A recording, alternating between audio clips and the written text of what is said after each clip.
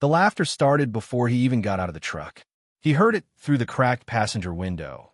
3 men standing near the county assessor's office steps, one of them holding the notice from the probate court, another with his phone out like he was going to photograph something worth saving.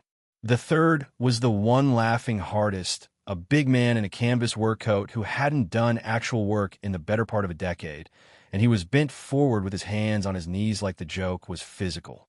His shoulders shook.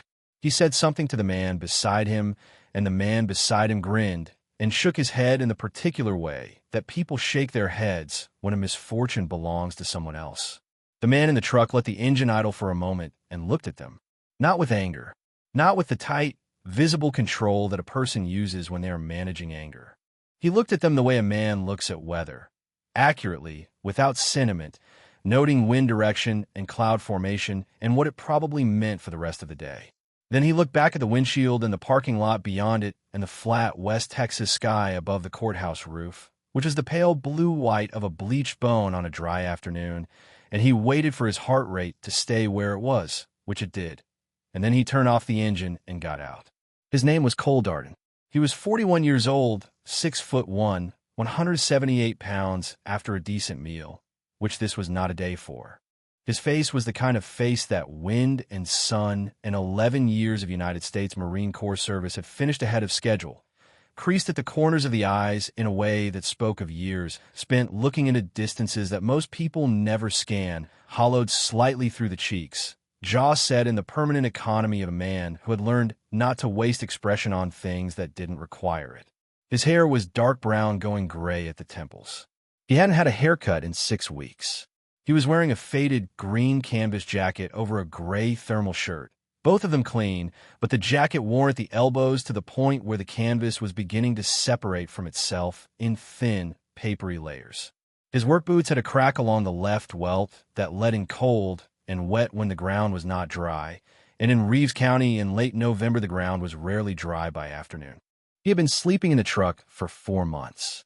A 2003 Ford F-250 crew cab, dark green, with 147,000 miles on it, and an oil leak from the rear main seal that left a dark circle roughly the size of a dinner plate wherever it sat for more than an hour. The back seat was where he kept his sleeping bag, rolled tight and secured with 2 bungee cords, a duffel bag containing 3 changes of clothes, and a shave kit, and a paperback copy of Lonesome Dove that he had read twice already and kept because it weighed almost nothing and cost him nothing, and was the kind of book that gave back something different every time. There was a 32-quart cooler wedge between the duffel and the rear door, and a small propane burner in a nylon case under the front passenger seat, and a mess kit in a canvas pouch, and in the glove box 3 things: his discharge papers, his VA card, and the photograph of his mother and his sister taken at Christmas in 2019 at his sister's house in Midland, which was the last Christmas he had spent indoors. Before the truck, a cousin's couch in Odessa for 6 weeks, which had ended not with anger, but with the particular uncomfortable silence that descends when generosity has been extended beyond its natural limit, and both parties know it, and neither wants to say so. Before that, a room above a bar in Pecos, the dusty rose which had not been a rose of any kind for 30 years, that smelled of mildew and the ghost of cigarette smoke, and something underneath both that he had chosen not to investigate, and cost him $220 a month that he eventually stopped having. Before that, 3 months in a veterans transitional housing facility in El Paso where the rooms were clean and the counselors were well-meaning, and the walls were painted the particular shade of institutional beige that communicates, without meaning to, that this is a place you are expected to pass through. He had been passing through things for 2 years and 8 months. The dog was in the back seat. Biscuit was a 7-year-old German shepherd, tawny and black, with a broad, intelligent face and ears that stayed permanently forward in the alert position, cataloging the world with the focused seriousness of a dog who had decided early that the world warranted serious cataloging. He weighed 74 pounds. His chest was deep and his shoulders were wide, and his coat had the particular density of a working animal who had spent years in conditions that made a thick coat a survival feature rather than an aesthetic one. There were 2 small scars on his left foreleg where a piece of wire from a collapsed compound wall had caught him in Helmand Province in the spring of 2019, and a longer, thinner scar along his left jaw from something that had happened before Cole knew him, the specific origin of which was listed in his service record as unknown. The kind of notation that usually meant the handler hadn't filed the paperwork in time, and then the moment passed, and it became part of the dog's history the way some things become history, quietly and without ceremony. Biscuit had belonged to the unit for his first 3 years. He had been a working dog in the fullest sense of that description, trained, certified, deployed, rated excellent in both explosive detection and patrol work, assigned a handler named Lance Corporal Derek Souza from Fresno, California, who was 22 years old and who talked to the dog the way some people talk to their cars, narrating the day in a low, easy voice as though the dog's understanding of English syntax was beside the point and what mattered was the tone. Souza had a younger sister named Carmen and a mother named Rosa, and a photograph of both of them taped inside his locker, and he had planned, with the specificity of a young man who has thought seriously about the future, to open a landscaping business in the Central Valley when he got out, and to get a dog of his own that was not a working dog, but just a dog, a big lazy one that would sleep in the truck and not have to do anything more demanding than be pleased to see him. Souza was killed by a vehicle-borne IED on the San Jin Road in August of 2019. He was 23 years old. He had 4 months left in his enlistment. Cole had been in the vehicle 3 positions behind Souza's when the device detonated. He had been far enough back to survive the initial blast, but close enough to feel the concussion through the hull of the vehicle and to see, when the dust settled, what was left and what wasn't. He had been the one who carried Biscuit out of the wreckage. The dog had been in the cargo area behind Souza and had survived with a laceration on his foreleg and a ruptured eardrum that healed imperfectly and left him with a slight tilt to the left ear in low-pressure weather, which Cole had come to use as a barometric indicator of sorts.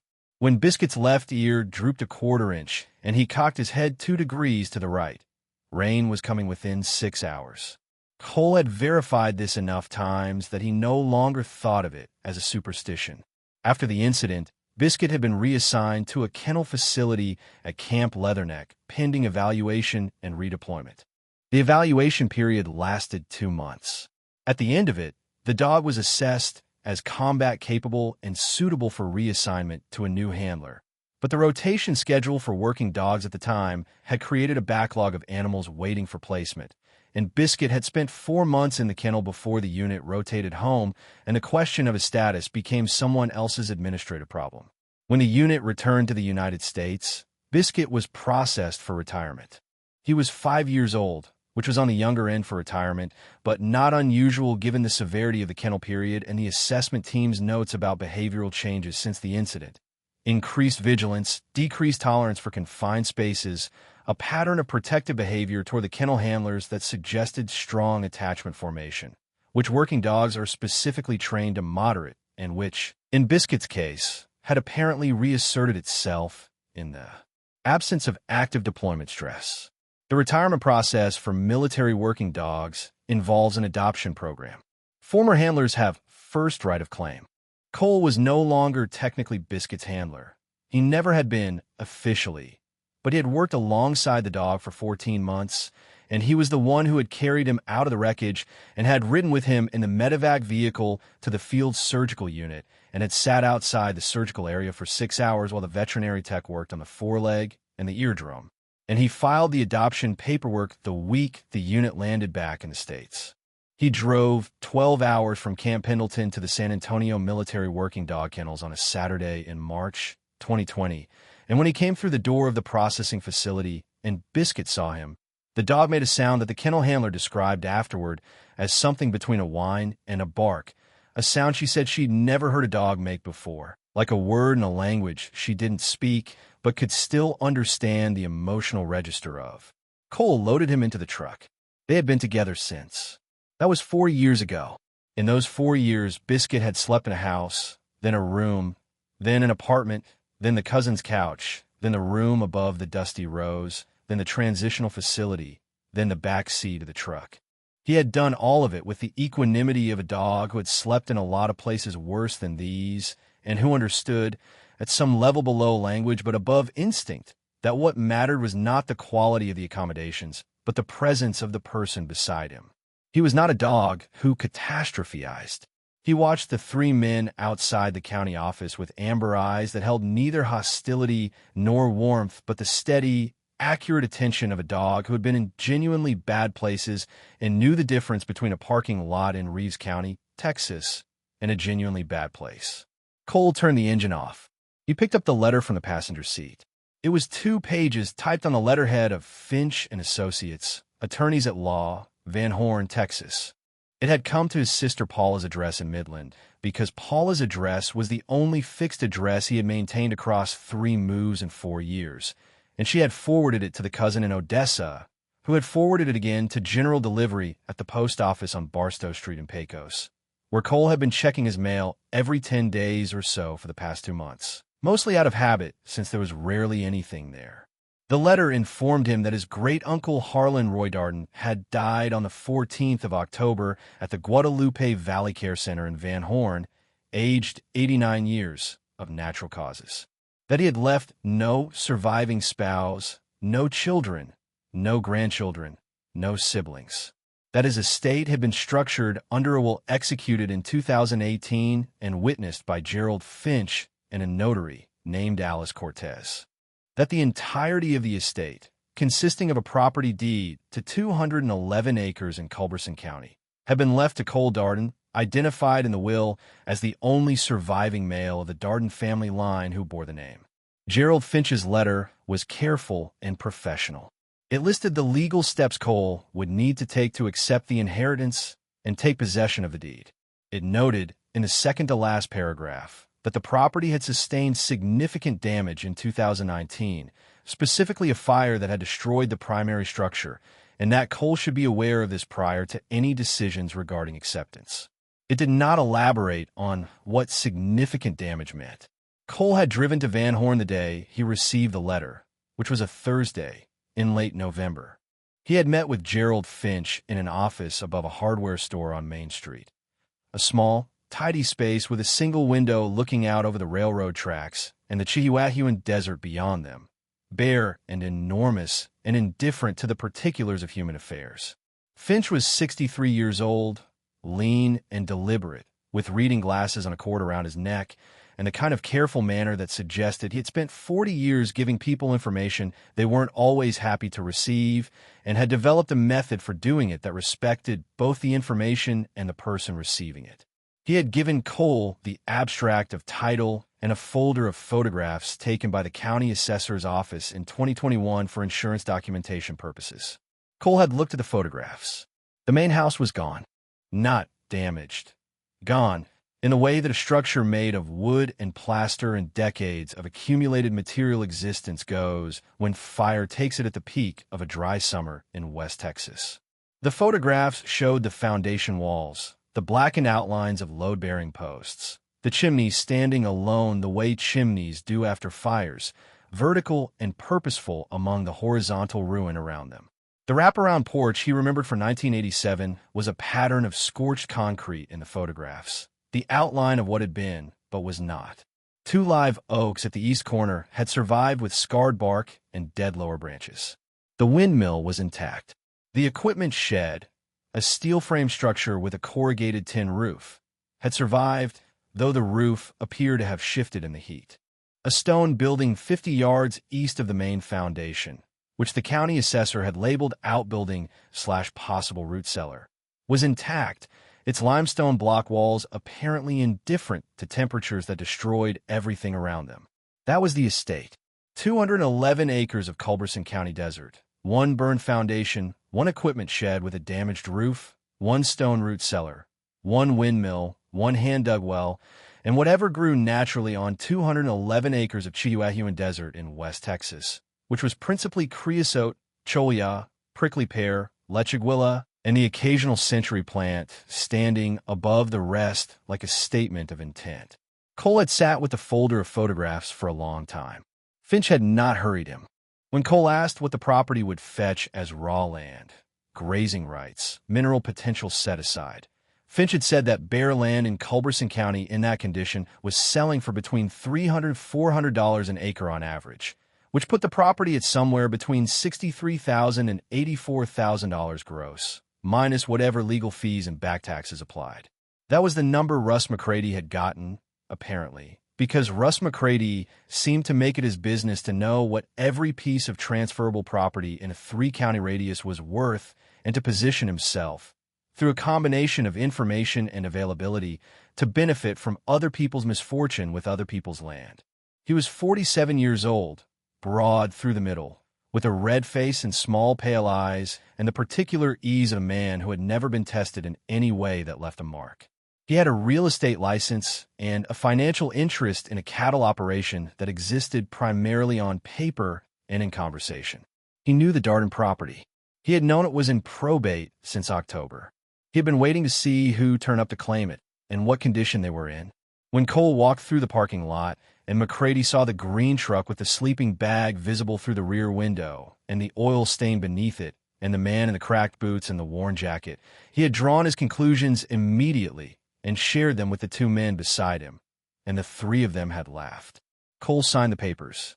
He signed the deed acceptance and the probate acknowledgement and the 3 other documents that Finch placed in front of him with quiet efficiency, and then he shook Finch's hand and said thank you and walked back through the hardware store and out onto Main Street, where the afternoon light was long and flat across the desert, and the wind was carrying dust from the southwest, fine as talcum. The kind of dust that gets into everything and finds you still in the crease of your collar 3 days. Later, he had not spoken to McCready or the other 2 men. There was nothing to say to them that was worth saying.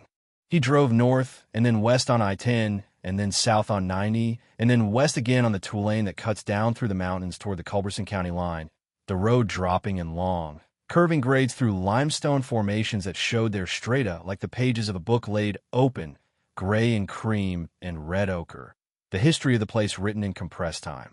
The desert opened up as the elevation dropped, and the light went gold and then amber, and the mountains came up on the horizon ahead. The Guadalupes against the western sky, blue-gray and enormous, and Cole drove toward them with both hands on the wheel and Biscuit's head resting on the center console between the seats, which was where the dog put his head when the road was long. Cole was thinking about Harlan.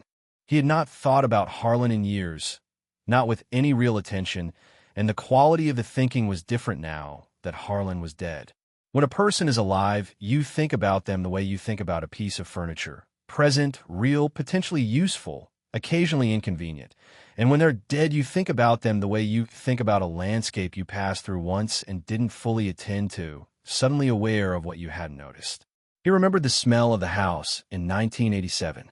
Pine oil and something baked, and underneath both of those the particular mineral smell of old adobe walls in a dry climate, which is not quite like any other smell, and once you've known it you recognize it immediately, and it pulls you back to whatever place it belongs to. He had been 9 years old and had come with his parents and his sister Paula for a week in August, the only time the family had made the trip from Midland to the Darden Ranch.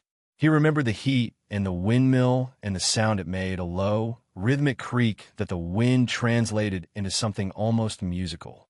He remembered a barn cat that came and went on its own schedule and could not be touched. He remembered his great-uncle Harlan sitting on the wraparound porch at 6 in the morning with a cup of black coffee and a pipe, watching the desert come to light, still enough that the barn cat would sit near him though not touching him, which seemed to Cole, even at 9 years old, like a kind of accolade. He remembered the one conversation.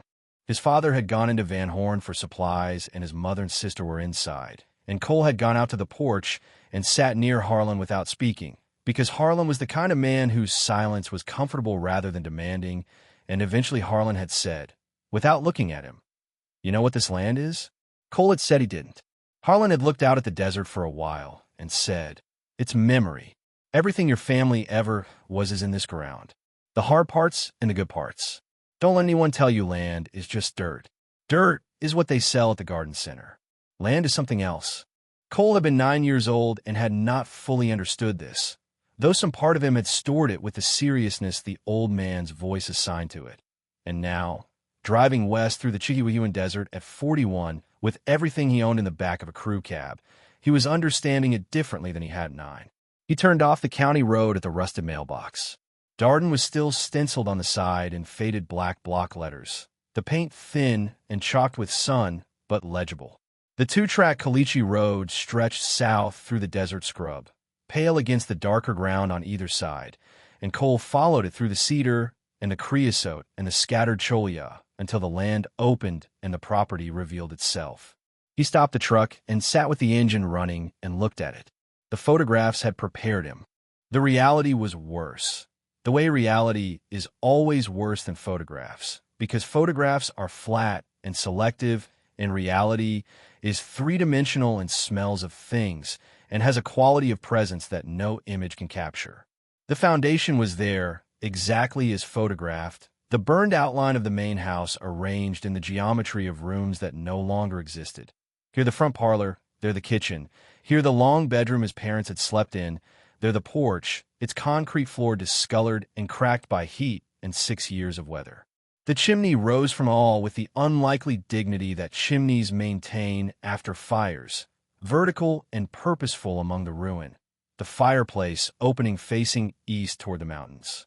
The smell of old burn was still in the air. Not the sharp, active smell of recent fire, but the deep, settled smell that remains in scorched ground for years afterward, embedded in the soil and the stone, surfacing on warm afternoons when the sun opens the pores of the earth and releases what's stored there. It mixed with the creosote and the mineral dust and the particular dry sweetness of the desert in late autumn, when the grasses are gold and the light is slanted and everything smells like it is being slowly distilled. Cole turned off the engine. Biscuit was already at the door before Cole opened it, reading something in the air on the other side of the glass with his nose at the gap between door and frame. When the door opened, he dropped down and went immediately to work.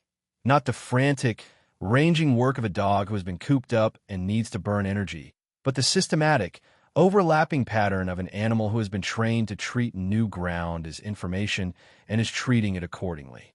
He moved in the tight, methodical arcs of scent work, nose 6 inches above the surface, working south from the truck in a pattern that would, Cole knew from long observation, cover every square foot of available ground before it was done. Cole got out and stood with his arms at his sides and looked at the property in the failing afternoon light. He was not a man who had ever had much. He had grown up in a house in Midland that was rented, and then different rented houses, and then the apartment above the Pack and Save on Garfield Street, which was where he lived from 13 until he graduated high school and enlisted at 18. His father had worked for an oil service company and then hadn't, and the transition between those two states had been the defining economic event of Cole's childhood, though he had not understood it as an economic event at the time, but simply as a change in the temperature of the house.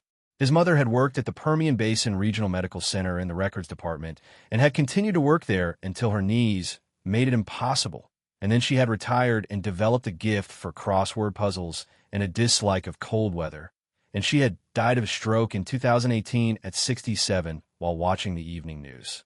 His father was alive in Odessa, 69 years old, living in a 2-bedroom house with a woman named Linda, who was pleasant and made good enchiladas and whom Cole had met 3 times. He had one sister, Paula, 38, who worked as an office manager for a dental practice in Midland and was married to a man named Greg who was kind and steady and coached youth soccer on weekends, and whom Cole had liked immediately and continued to like. Paula and Greg had 2 daughters, 8 and 6. Cole had missed their births, both of them, and the first steps and the first words and the other first things, because those years had coincided with the deployments. He had met them at Christmas of 2019, which was the last Christmas he had spent indoors, and the 8-year-old, whose name was Emma, had shown him her drawings with the complete confidence of a person who knows that what she makes has value, and Cole had looked at each one seriously and said what he actually thought about each one, which was that they were excellent. And Emma had been satisfied with this in the way that children are satisfied when they sense that a compliment is real. He thought about Emma, sometimes in the truck at night. He thought about what she would make of where he was and what he had, and he thought it with a discomfort that was not quite shame, but was adjacent to it, the feeling of a man who knows that the people who love him are watching from a distance, and that the distance is partly of his own making. He had not told Paula about the inheritance. He had called her when the letter came, and she had said that something, Cole, that's really something, and he had agreed that it was something, and neither of them had said what they were both thinking, which was that it was also a burned-down house on a piece of desert that would cost more to improve than it would ever return, and that maybe Harlan could have left him something more useful like money. But Harlan had not had money. The care facility in Van Horn had taken most of what he'd accumulated across 89 years of careful living, the way care facilities do, steadily and legally, and without particular interest in what remains. What remained was the land. Cole walked the foundation perimeter as the sun dropped toward the mountains. He measured it with his stride. The foundation was 62 feet east to west and 40 feet north to south, which was a substantial house for a man living alone, but not unusual for a family that had occupied the land for 4 generations and had built with the assumption of future family. The concrete of the foundation was cracked in several places, but sound. The chimney was solid limestone block, same as the root cellar. Harlan's grandfather had quarried the limestone from the formation on the east property line and had dressed it himself, and the work showed the kind of precision that comes from a man who knows he is building something his grandchildren will need to depend on. The 2 live oaks at the east corner were alive at the tops in a way that suggested the fire damage was survivable. Their bark on the south-facing side was still dark and rough, a record of what had passed through, but the upper canopy was putting out growth, green against the blue sky, reaching upward with the particular insistence of things that do not know how to do anything but grow. He put his hand on the bark of the larger one. He thought, all right. He walked to the equipment shed. The roll-up door at the front was jammed in the channel from heat expansion, but the personnel door on the east side opened with effort. Inside, a workbench along the south wall with a vise still bolted to it, 3 metal shelving units in various states of rust, a Ford 8-inch tractor from roughly 1950 with 4 flat tires and a cracked distributor cap, but otherwise apparently intact, and hanging on the west wall, on a series of hooks that Harlan had installed with military regularity at 8-inch intervals, an assortment of hand tools. Fencing pliers, wire cutters, a mattock, 2 shovels, a draw knife, a post-hole digger, coated in the light surface rust that comes from years of disuse, but otherwise usable once the rust was taken down. The tools had survived because they were steel, and the shed had survived because it was steel, and this seemed to Cole like a kind of lesson about material. He walked to the root cellar. The door was a plank affair, dried out and warped, blocked by 20 years of blown debris, dead vegetation, caliche dust, 2 seasons' worth of dried animal droppings, and against the door's lower edge the compacted remains of a pack rat nest that the pack rat had apparently abandoned at some point, but whose architecture remained. Cole cleared the debris with his boots and pulled the door open and looked inside. The stone walls were 18 inches thick and had been set with a precision that matched the chimney. Tight joints, true courses, the work of someone who understood that stone does not forgive imprecision. The floor was packed earth, dry and hard. The room was roughly 16 feet by 12 feet, with a ceiling of rough-hewn cedar beams supporting horizontal planking. A single ventilation pipe exited through the south wall. There were wooden shelving units on 3 walls, empty. They would darken with age, but sound. The air inside was cool and still and smelled of earth and time. Cole stood in the doorway for a while. He was doing math that he had not admitted to himself he was doing. The root cellar was 16 by 12, which was 192 square feet, which was larger than the room above the Dusty Rose in Pecos, which had been 12 by 14 and had cost him $220 a month. The root cellar was stone and would hold heat from a small stove and was dry and out of the wind and, as Dave Okafor would confirm 2 weeks later, entirely structurally sound. He was not planning to live in it. He was simply noting the dimensions. He walked back to the truck as the last light went horizontal across the desert, and the mountains turned the specific shade of purple-blue that they turn at dusk when the light is leaving and before the dark has fully arrived, a color that has no good name in English and that painters spend their whole careers trying to capture. Biscuit was at the northeast corner of the foundation. Cole saw him from 50 yards. The dog was not sitting or lying or ranging. He was standing. Specifically, he was standing in the posture that Cole had learned to recognize across 4 years of close attention. Weight forward, nose down, tail low and still, ears locked forward, the complete physical vocabulary of a working dog who has found something and is waiting to be acknowledged. Cole walked to him. Biscuit was at the base of the chimney, at the northeast corner of the foundation, where the chimney met the outer foundation wall. The ground here was undisturbed, caliche surface, crusted hard by sun, with a thin scattering of dead vegetation that the wind had laid down. There was nothing visible to the eye that distinguished this patch from the 6 square feet on any side of it.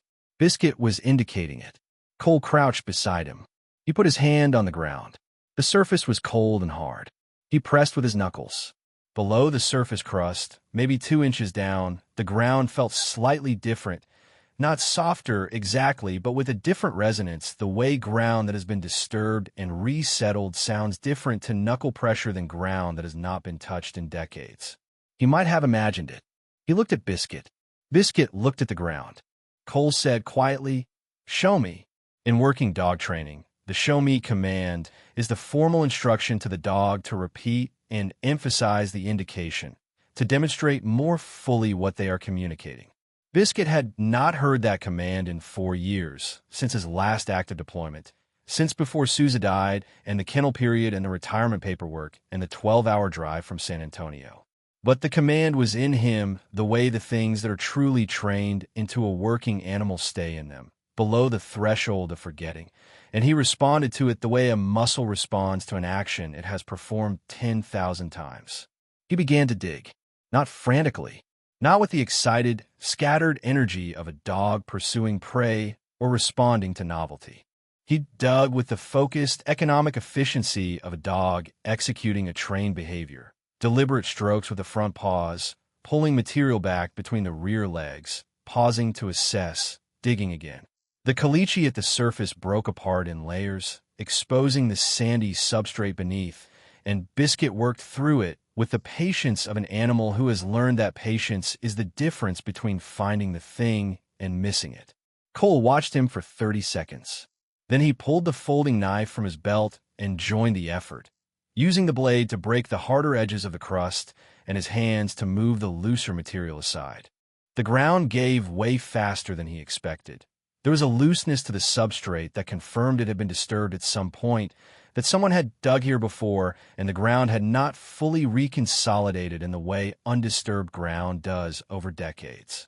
8 inches down, his fingers touched something. Not rock, not root. The surface was smooth, and the temperature was the cold of buried metal, distinct from the cold of earth, and his fingers moved around the edges and found corners, and then a seam, and then a handle, recessed and folded flat. He cleared the dirt from around it carefully. The object was rectangular, roughly 14 inches by 10 inches by 6 inches deep, and when he had enough of it cleared, he could see what it was.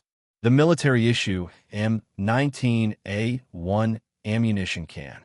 The rectangular green box, 16-gauge steel, designed and manufactured to be airtight and waterproof and essentially indestructible, the kind of container that had been made in the tens of millions during and after the Second World War, and that had found in the decades since 1,000 civilian applications, because when you make something that genuinely does not fail, people find uses for it that were never intended. The rubber seal around the lid was intact. The steel showed surface corrosion, but no significant rust. The latch was stiff with disuse. Cole worked it with the heel of his hand, applying pressure in the specific way that those latches require, not force but the right angle of force, and after 30 seconds it released. He lifted the lid. Inside, wrapped first in an oilskin cloth and then in a sealed plastic bag that had been heat-fused at all 4 edges, a leather document case, approximately 9 inches by 12, an inch thick, the leather dried and stiff but intact. In the lower right corner, stamped into the leather in the style of a person who makes things to last, HRD Cole sat back on his heels and held it in both hands for a moment. Biscuit sat beside him and put his nose against Cole's shoulder. A brief, specific contact, the dog's version of confirmation. Yes, that's it. That's what I found. Cole opened the document case. Inside, the contents were wrapped in wax paper, which had yellowed but held. He unwrapped each layer carefully, because whatever Harlan had put in here, he had put in here with enough deliberateness that it deserved to be opened with deliberateness. He was sitting on the cold ground, the northeast corner of his gray Tunkel's burned foundation, with the sun fully down now and the stars beginning at the edges of the sky, and the windmill turning above him in the dark, and he unwrapped the wax paper and found 4 things. The first was a letter. 2 pages, handwritten in ink on Harlan Roy Darden's personal stationery. The letterhead read H.R. Darden, Darden Ranch, Culberson County, Texas, with the ranch's post office box below it in smaller type, dated March 12, 2018. The handwriting was precise and controlled. The handwriting of a man who had learned penmanship at a time when penmanship was considered a form of respect toward the reader, and who had maintained the discipline of it into his late 80s. Cole tilted the pages toward the last light in the western sky and read. Harlan wrote the way he had talked, and the way Cole remembered him talking. Short sentences, declarative, nothing wasted, the prose of a man for whom words were a finite resource and precision was a form of respect. He did not open with pleasantries or with sentiment. He opened with information. Cole, he wrote, if you're reading this, you have found what Biscuit found, or what Biscuit will find if he is anything like what I've heard he is, and you have opened it, and I am glad. There are things you need to know about this land that I was not able to tell you directly because I was not sure the time was right, and because some of what I know has been my own private business for 30 years, and a man my age gets set in what he considers his own business. In 1987, Cole wrote, and here Cole recognized the year, the same summer he had come to the ranch as a 9-year-old. A petroleum geologist named Walt Pryor did an informal survey of the subsurface geology of this property. Walt was not doing it officially. He was doing it as a favor, which is to say he was doing it for $300 and a bottle of Old Fitzgerald. And I want to be clear that he was a serious man, and what he told me was serious information. Walt had done 3 years of graduate work at the University of Texas before leaving academia for field work. And he knew these formations the way a man knows country. He has walked every year for 30 years. What Walt told me, and only me, was this. There is a tight gas formation in the northeast quadrant of this property, beneath the limestone in the Wolfcamp Formation at approximately 4,000 feet depth. In 1987, Walt said, this was interesting but not particularly actionable. The technology for economical extraction of tight gas was still developing, and the economics did not justify the capital. He thought this would change. He was right, as it turned out. He died before he could see it. I chose not to lease the mineral rights. I want you to understand why, because I think you're the kind of man who needs to understand the why of things, or they do not sit right. I chose not to lease them because I am a Darden, and the Darden family has been on this land since 1891. When my grandfather, Albert Roy Darden, came west from Kerr County with 2 mules and a wagon and a wife named Estella, who was 3 months pregnant and who built the first structure on this property with her own hands while Albert cut the limestone. Albert Roy Darden did not come to this land to extract what was in it and leave. He came to stay. His son stayed. My father stayed. I stayed. I am not saying this to be sentimental. I am saying it because I want you to know that when I say the land is still good, I know what I mean by it. And it is not sentiment. It is geology and history and the particular stubbornness of a family that does not sell what cannot be replaced. The second page continued. In 2014, I commissioned a formal geological survey through Gerald Finch's office under privilege because I was 82 years old and it was time to know the numbers. The survey confirmed Walt Pryor's finding. The recoverable tight gas formation in the northeast quadrant has an estimated current market value at 2014 prices and recovery rates of between $3 and $4 million. Given improvements in extraction technology since 2014, that number is likely higher today. Gerald will know the current estimate. Ask him. I'm leaving you the land and the mineral rights and the geological survey and this letter and the photograph. I'm leaving it all to you because you are the last Darden who carries the name and who I believe understands what land means. I have watched you from a distance for 30 years, which is the best vantage point for watching because up close a person's immediate circumstances obscure what they are. From a distance I could see what you were. I see it still. The land is still good. Whatever else goes wrong. Cole read the letter twice. Then he set it down carefully on his knee and looked at the windmill, turning in the dark above the burned foundation. He did not have a particular relationship with his own emotions in the way that some men do. He was not a man who cried easily or who talked about what was happening inside him unless there was a specific reason to do so and a specific person worth saying it to. What happened when he finished the second reading of the letter was not crying, exactly, though his eyes were wet and the muscles around his jaw were doing something he was not consciously controlling. What it was, more precisely, was the release of a pressure that had been building for 2 years and 8 months, and possibly longer, possibly for all the years since the last deployment, since he had come back from Hellman to a world that had moved on in the particular way the world moves on and left a vacancy that was shaped like him, but that nothing had yet filled. Harlan had left him a vacancy too, a different kind, one he could build something in. He sat on the cold ground for a long time. Biscuit sat beside him without moving, which was what the dog did when Cole was processing something, not demanding attention, not pacing, just present, his warm weight against Cole's left side, a 74-pound argument against the idea that a man was entirely alone. Cole picked up the second item in the document case, the mineral rights deed. Original copy, signed and notarized, Culberson County, Texas, dated June 14, 1954. Harlan's grandfather had apparently separated the surface rights from the subsurface rights and then reconsolidated them into a single deed held by the Darden family, specifically to prevent the kind of split-title situation that had cost countless ranching families their mineral income when oil companies came through the basin in the 1960s. The deed was clear and legally specific, describing the subsurface rights to the northeast quadrant of the property in terms that Harlan had apparently had a lawyer review at some point because there were annotations in the margins in a different hand, in pencil, marking the relevant sections with small check marks and the word intact.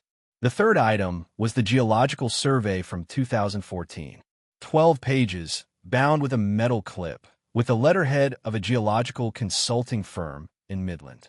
Cole was not a geologist, but he had spent enough time in the Permian Basin to read a geological survey with working comprehension, and what he read told him that Walt Pryor had been right in 1987 and that the formation had, in the intervening 30 years, become significantly more accessible due to changes in horizontal drilling technique and hydraulic fracturing methodology.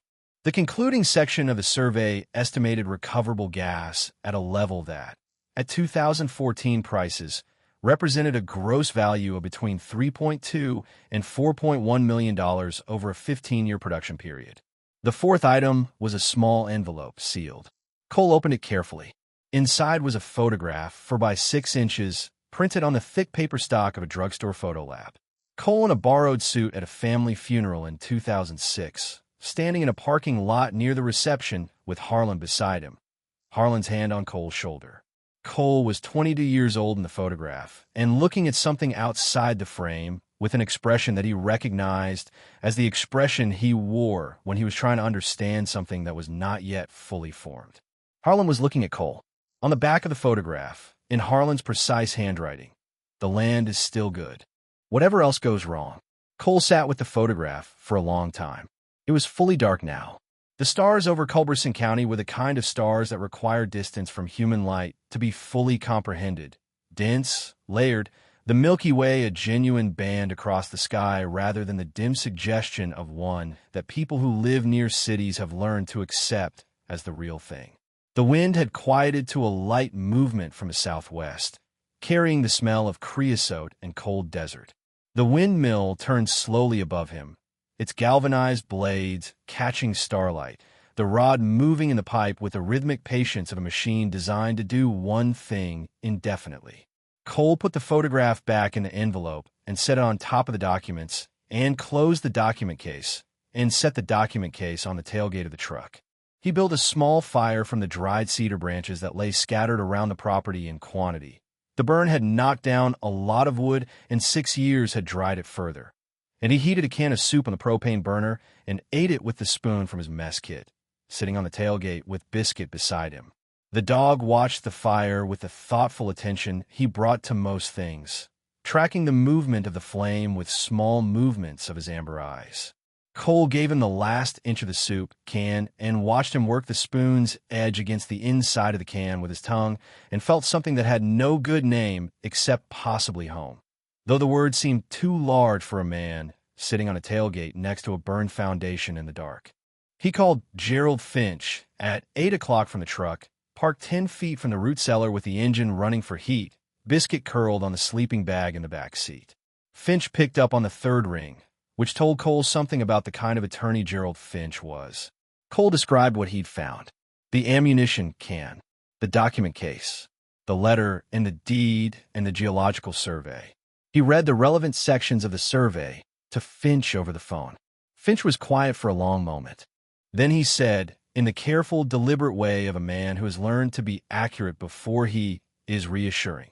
At current natural gas prices and with current extraction technology, and accounting for the improvements in horizontal drilling efficiency since the 2014 survey, the Northeast Quadrant Formation would likely attract a lease offer with a signing bonus in a range of $800,000 to $1.2 million, with royalties over a 15-year production period of somewhere between 2.8 and 3.5 million. Total value in the range of 3.6 to 4.7 million gross, with the legal and tax situation to be worked through. Cole said, I see. Finch said he knew 3 independent operators who would want to talk. Cole said, I appreciate that, Gerald. Tell him I'll be here for a while. He ended the call. He turned the engine off. It was cold in the truck, without the heat, the kind of cold that the Chihuahuan Desert does in late November, dropping fast once the sun is gone, the air so dry that the temperature falls without any sense of accumulation, just the steady subtraction of warmth until you are in a different place than you were an hour ago. He put on the extra thermal he kept in the duffel bag and pulled the sleeping bag up and lay looking at the ceiling of the truck cab with Biscuit's warm weight against his legs. He lay awake for a long time. He was doing the arithmetic that he had been unable to do clearly for 2 years because the numbers had never added up, the arithmetic of what a man does with what he has.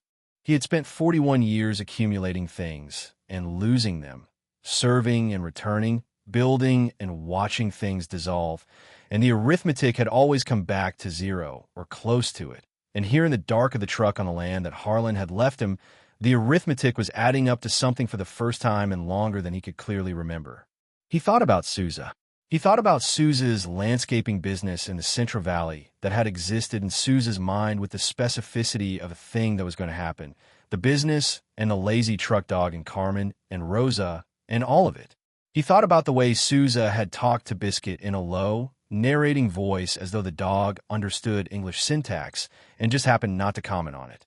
He thought about the long drive from Camp Pendleton to San Antonio and the sound Biscuit had made when Cole came through the door of the processing facility, the sound the kennel handler had said she'd never heard before. He put his hand on Biscuit's back and felt the dog's steady breathing. He slept.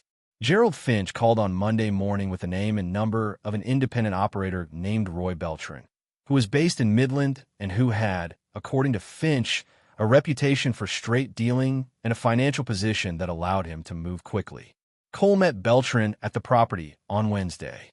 Beltran was 55 years old, compact and weathered, with the handshake of a man who has spent his career in negotiations where the handshake means something, and he walked the northeast quadrant of the property with a handheld GPS unit and a copy of the 2014 survey, and stopped at 3 points and crouched, and put his hand on the ground in a gesture that Cole recognized as habit rather than information gathering, the way a man who loves his work sometimes touches what he is working on.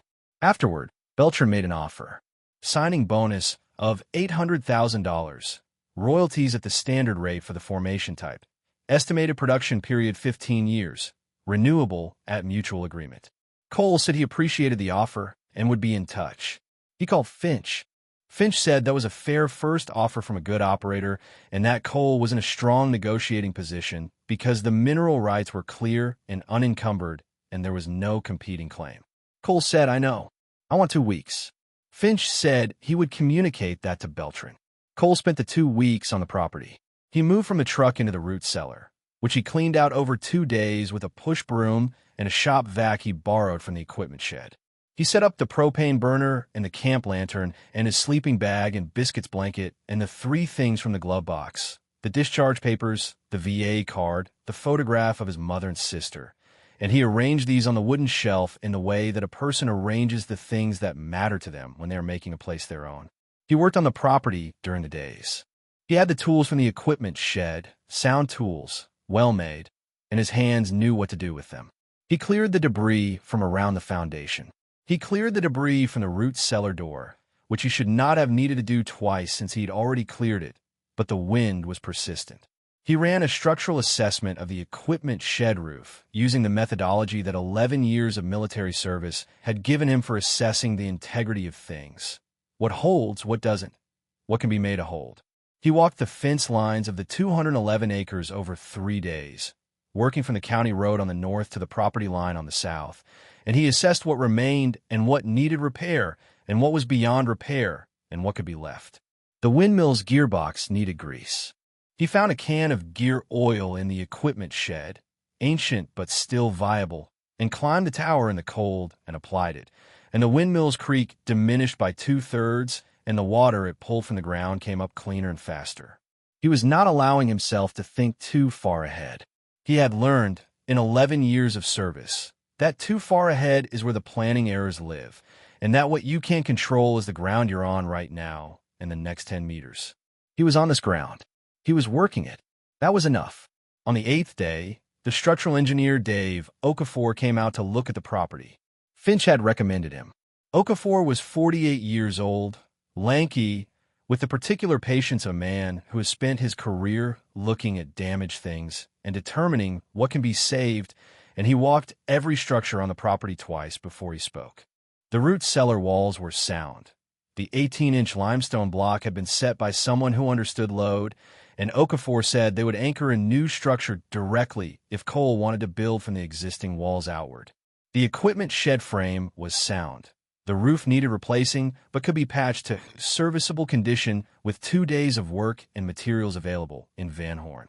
The foundation of the main house was cracked in 6 places, but 3 of the cracks were cosmetic and 2 were manageable, and 1 would need to be addressed before any new structure could be set on the existing footprint. Cole walked the foundation with Okafor, and they talked about what a rebuild would look like. The conversation was practical and technical, and Cole found it satisfying in the way that practical, technical conversations are satisfying when both parties know what they're talking about. Okafor said, at the end of the walk, "I've seen worse. This is actually a good place to build. Good soil, good orientation. The windmill is a significant asset, and limestone block is the best building material in this county if you know how to work it." He paused. "You know how to work it?" Cole said he would learn. Okafor said he thought that was probably true. On the 12th day, Russ McCready appeared at the end of the 2-track in a black pickup truck that was newer and more expensive than anything McCready's known assets should have supported, and he drove down to the property and got out with his hands in his pockets, in the particular manner of a man who is arriving to propose something he has already decided will happen. Cole was at the equipment shed, replacing a hinge on the personnel door, and he watched McCready cross the property from there. Biscuit, who was lying in the weak winter sun outside the shed door, stood when McCready came within 50 yards and tracked him with amber eyes and did not look away. McCready slowed when he registered the dog. He stopped 10 feet from the shed and said, "Hey there." Cole said, "Morning." McCready looked at the root cellar, which had Cole's camp lantern visible through the open door. He looked at the cleared foundation. He looked at the property in general with the appraising eye of a man who has spent 20 years looking at properties from the angle of what they're worth to him specifically. He said, "I heard you're still out here. Wanted to come check on how things were going." Cole said, "Things are going fine." McCready said, "You know, this land is going to be hard to do anything with. The fire damage alone is going to cost you more than the place is worth to remediate. I'd be happy to make you a fair offer if you're thinking about moving on." Cole set down the screwdriver he was holding and looked at McCready. He said, "What kind of offer?" McCready named a number. It was roughly what the assessor had quoted as raw land value. It was a fraction of what Roy Beltran had offered for the mineral rights alone. Cole said, "I appreciate you coming out, Russ. I'm going to stay a while." McCready said, "The economics don't really support." Cole said, "I appreciate you coming out." McCready looked at Biscuit. Biscuit looked at McCready. The dog had not moved from the spot where he stood, had not made a sound, but the quality of his stillness communicated something that made McCready shift his weight from one foot to the other and find a reason to look at his truck. He said, "Well, if you change your mind." Cole said he would keep it in mind. McCready got in his truck and drove back up the 2-track to the county road and turned north toward Van Horn, and Cole watched the dust settle after him and then picked up the screwdriver and finished the hinge. He signed a final lease agreement on a Thursday in Gerald Finch's office, with Roy Beltran seated across the table and Finch at the head, and the document laid out with its signature lines flagged in yellow. Cole had read every page. He had asked 6 questions over the preceding 2 weeks through Finch, and Beltran had answered all 6 with specificity and without visible annoyance, which told Cole something about the kind of man Beltran was. The terms were a signing bonus of $1.2 million, paid within 30 days of execution. Royalties at 22% of gross production value, paid quarterly. A 15-year production period, renewable at mutual agreement, with a renegotiation of royalty rate at renewal. Cole retained full surface rights and all rights to groundwater. Beltran's operation would enter from the county road on a drilling easement with a footprint of no more than 1 acre in the northeast quadrant. Restoration of the surface to original condition upon conclusion of production. Finch's projected royalty estimate over the production period, at conservative pricing assumptions, was $3 million additional. Total value of the arrangement, $4.2 million. Cole signed. He shook Beltran's hand and Finch's hand and walked down through the hardware store to Main Street and stood on the sidewalk in the cold December air with Biscuit beside him and looked out at the railroad tracks and the desert beyond them and the mountains beyond that. And he felt the weight of the number not as the thing the number represented, the money, the possibility, but as the confirmation of something he had not quite believed until this moment, which was that the land was still good. That it had been good all along. That what Harlan had said in 1987 to a 9-year-old who filed it somewhere and mostly forgot it had been precisely accurate, and that accuracy had waited 36 years for the right moment to matter. He drove back to the property. There was work to do. Dave Okafor's crew began the foundation assessment in January. The one structural crack was reinforced with a core fill process that Okafor explained in detail, because Cole had asked him to explain it in detail and had followed the explanation closely. The 2 live oaks at the east corner were assessed by a tree service out of El Paso and declared viable. The root systems were undamaged and the canopy damage was cosmetic, and with proper pruning and the removal of the dead lower branches, both trees would continue to grow. The dead branches came down on a cold, clear January day, and without them the trees looked younger and more purposeful, their upper canopies visible from the foundation as something green and alive against the blue winter sky. Cole broke ground on the new structure in February. He was not building alone. He had hired 2 men, brothers, Manuel and Cesar Vega, from Van Horn, who had been in the construction trade for 20 and 18 years respectively, and who worked with the focused, unhurried efficiency of men who are very good at what they do and know it, and have nothing to prove. Cole worked alongside them. He was not a trained builder, but he was a trained observer and a fast learner, and he had hands that knew how to work, and Manuel Vega said, at the end of the second week, without particularly addressing anyone, "This guy works like he's been doing it his whole life." Cole had not been doing it his whole life, but he had been doing the thing that made it possible, the discipline of attention, the willingness to do a thing correctly the first time, the understanding that what you build has to hold, and those things transferred. He called Paula in March. He called her on a Sunday afternoon from the property, sitting on the tailgate with Biscuit beside him and the framed walls of the new house visible behind them, the plywood and the 2x6s and the corner posts rising from the foundation in the precise geometry of something being made. Paula answered on the second ring, the way she always answered when it was Cole. He told her what had happened. He told her about the letter from Finch and the drive to Van Horn and the burned foundation and Biscuit finding the ammunition can and what was inside it. He told her about Harlan and Walt Pryor and the tight gas formation and the lease and the number. He told her about Roy Beltran and Gerald Finch and the Vega brothers and the new walls going up. Paula was quiet for a long time. Then she said, Cole, are you okay?" He said he was. She said, "I mean, are you actually okay? Are you sleeping somewhere warm?" He said, "I'm sleeping in the root cellar. It's warm." A pause. Then, "You're sleeping in a root cellar." He said, "It's a good root cellar." She said, I'm coming out there. He said, You don't have to. She said, I know I don't have to. Paula and Greg and Emma and the 6-year-old, whose name was June, came out on a Saturday in April. Greg drove, and Paula sat in the front with the window down despite the cold, and the two girls were in the back with a bag of snacks and a map that Emma had drawn of the property based on Cole's description, which was remarkably accurate in its geography and completely inaccurate in its architectural details since Emma had drawn the new house as a castle. They drove down the 2-track, and Emma said, very seriously from the back seat, It doesn't have towers. Cole said, Not yet. Emma considered this for a moment, and then seemed satisfied that towers were at least within the realm of possibility, which they were not, but the answer was technically accurate. They walked the property for 3 hours.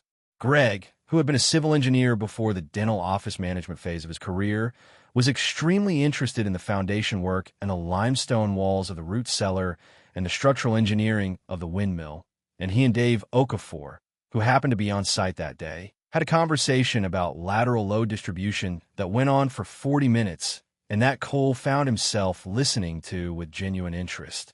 June found a lizard under the creosote near the north fence line and caught it with her bare hands and held it with the complete calm of a 6-year-old who has not yet learned that lizards are supposed to be alarming. She showed it to Biscuit, who extended his nose to within 2 inches of it, and then withdrew it with the dignity of an animal who has decided that lizards are beneath his assessment capacity, but declines to make a scene. Paula stood at the foundation with Cole while Greg and Okafor talked, and the girls chased lizards, and Biscuit maintained his supervisory role at a distance. She said, It's going to be a real house. Cole said, That's the idea. She said, Did Harlan know you were out here in the truck? Cole said, I don't know. He wrote the letter in 2018. He might have known something like it was coming. Paula looked at the framed walls and the 2 live oaks behind them. She said, He would have said something about it if he were here. Cole said, What would he have said? Paula thought about it. Then she said, Whatever else goes wrong. Cole looked at his sister. She was 38 years old with their mother's eyes and their father's stubbornness and a capacity for exactness that had always made her the right kind of difficult. And she was looking at the half-built house on the burned land with the expression of a person who is seeing something clearly for what it is. He said, Yeah, that's about right. The house was framed by the end of April, roofed in May. The interior rough work was completed through June and July, with Cole working alongside the Vega brothers every day, learning the trade by doing it, making mistakes that Manuel caught early and explained once, and that Cole did not make again. The electrical and plumbing went in through August. The insulation and drywall went in September. The floors, wide plank pine throughout, sanded and sealed, went in October. In November, 1 year after Cole had driven down the 2-track to look at the burned foundation for the first time, he moved out of the root cellar and into the house. The root cellar became a root cellar again, its shelves stocked with the methodical practicality of a man who has learned not to take supply chains for granted. The equipment shed was repaired and functional. The tractor resurrected over 3 weeks of mechanical work that Cole and a diesel mechanic from Van Horn accomplished between them. The machine running again at 74 years old with a sound that Manuel Vega described as characterful, which was the word he used for things that were old and imperfect and irreplaceable. Biscuit slept on a raised cedar bed that Cole built over a weekend from lumber he milled himself from a fallen cedar on the north fence line. The bed sat in the corner of the main room nearest the wood stove, which Cole had sourced from a cast-iron shop in Alpine, and installed himself with Dave Okafor supervising from a respectful distance and occasionally providing load-bearing calculations from memory. The wood stove heated the whole house on cold nights, the cedar and the pinion crackling with the particular sound of a fire that is contained and intentional. The wraparound porch went on in December, 1 year and 1 month after Cole first stood on the burned foundation in the failing afternoon light and did the math of what was left. The porch was built from the same wide plank pine as the floors, treated for weather, with a rail of 4x4 posts spaced at 6 feet that matched in proportion the original porch that Cole had stood on as a 9-year-old. The old photograph of the house from before the fire, a black and white image that Finch had found in Harlan's personal effects, showed the proportions clearly enough to reproduce, and Cole had reproduced them with the same attention to proportion that he brought to everything that needed to last. He put a chair on the porch. It was a plain wooden rocker, purchased from furniture maker in Marathon who built them from native juniper and who had, when Cole described what he wanted, taken out a piece of paper and drawn 3 profiles before finding the one Cole said yes to. It was not comfortable in the way that padded furniture is comfortable, but in the way that well-made wooden furniture is comfortable, the kind of chair that accommodates itself to the person in it over time, learning the shape of the person the way a saddle learns the shape of a rider. On the first morning that the porch was complete, Cole sat in the chair with a cup of black coffee and watched the desert come to light.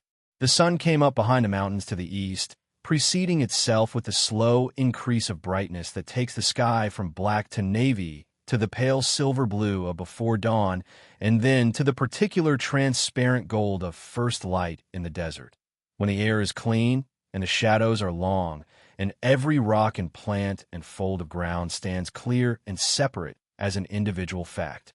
The windmill turned above the property, its shadow moving across the caliche in a slow sweep, the galvanized blades catching the early light and returning it in points. Biscuit was at Cole's feet. The dog had not been asked to be there.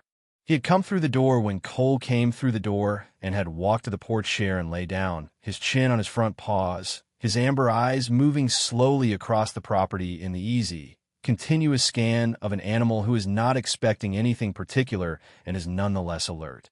Cole put his hand on the dog's back and felt the breathing. He thought about Harlan on this same porch 36 years ago. The pipe and the coffee and the barn cat that would sit near, but not touching. The silence that was comfortable rather than demanding.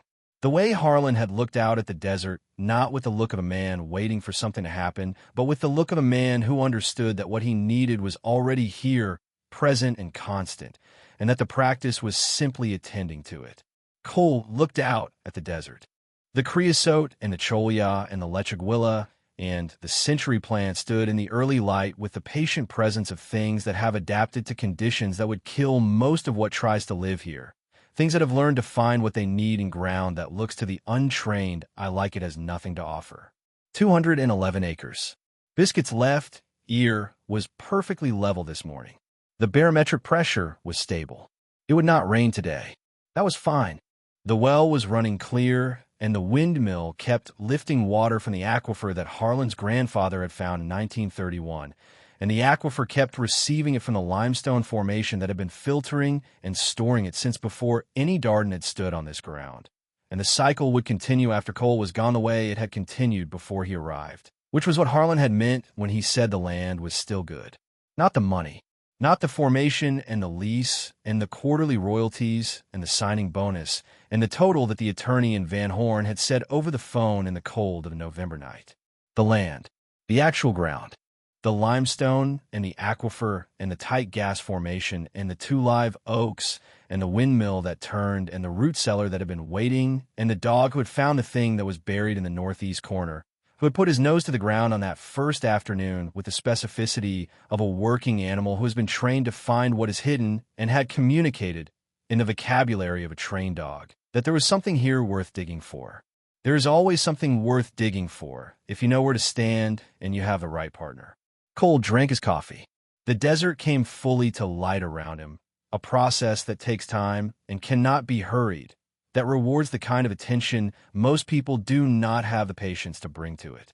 The mountains in the west went from gray to blue-gray to the warm reddish ochre of their actual color as the light found them, and the Chihuahuan desert spread between the house and those mountains in all its spare, demanding, layered beauty. And Cole Darden sat on the porch of his great-uncle's land in the chair he had chosen for its proportions and looked at what he had inherited and what he had built and felt the arithmetic of his life adding up, for the first time and longer than he could say, to something other than zero. Russ McCready, for what it is worth, drove past the county road turnoff in March of the following year and slowed when he saw the house where the burned foundation had been. He drove past twice. He did not turn in. There was nothing to turn in for. In this world, there are men who are written off the moment they appear to have nothing. There are men whose value is assessed in parking lots by people who mistake a cracked boot for a measure of a man. And there are dogs who understand something that the Russ McCrady's of the world do not. That what is buried is not the same as what is lost. That the thing of value is often in the ground, waiting for the right person to come back to it. Waiting for someone who knows what land means, and what a dog's nose is telling him, and what a letter from a dead man is worth when it is written by someone who watched from a sufficient distance to see clearly. Biscuit found it. He had always been looking for it. If this story stayed with you, give it a like and share it with someone who knows that the best things are sometimes buried beneath the worst-looking ground. Subscribe to the channel for more stories of loyalty, service, and the things that wait for us when we're finally ready to receive them. And before you go, click the video appearing on your screen right now for another story you won't forget. Thank you for being here.